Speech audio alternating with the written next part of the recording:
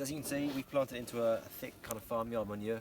It helps to kind of give it feed for about 6 to 8 weeks, and also helps to retain the moisture from the drippy hose, the leaky hose which we've installed all the way through the middle of these.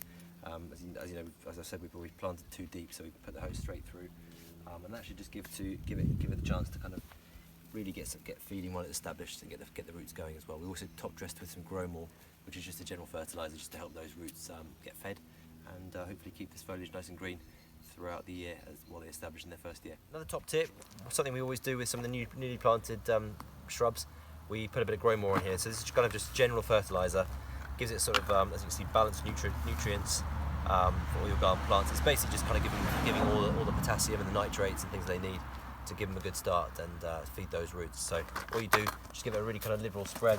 You can't really, it's not so harsh that it can kill the plants if you go too far on them. It's quite a general purpose fertiliser. So some things like chicken manure pellets you really can go crazy with, and it'll kill the plants pretty rapidly. So this is a good kind of base fertiliser that'll give them a good start. What we always do, just to give that energy back into the plant, if you cut from the top, it'll put the energy back into the plant to the front or the sides.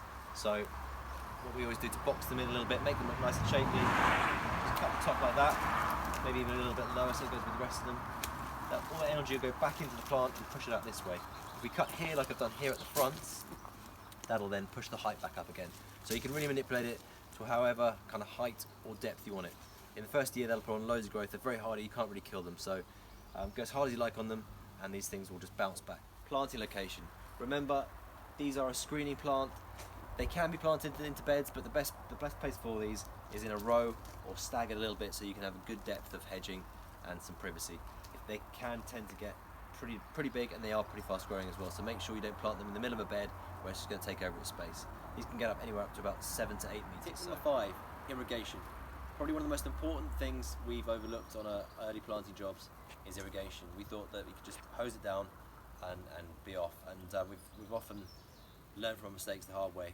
We've always now put irrigation pipes in, drippy hose, leaky hose, whatever you want to call it. It's just linked up to a tap, and then you can also get a timer to it. It'll just then water on a long cycle for about sort of 6 to 8 hours, dripping, and then it'll encourage the roots to go very deep rather than just small bits of water, which will then make lateral roots and make them shallow. So make sure to get some leaky hose in for that last thing, and you won't be standing outside trying to hose it down for hours. I hope that helps. We'll see you guys again next time. Remember to subscribe and go back to our website www.benlannoy.com, and I'll see you again next time. Cheers, bye.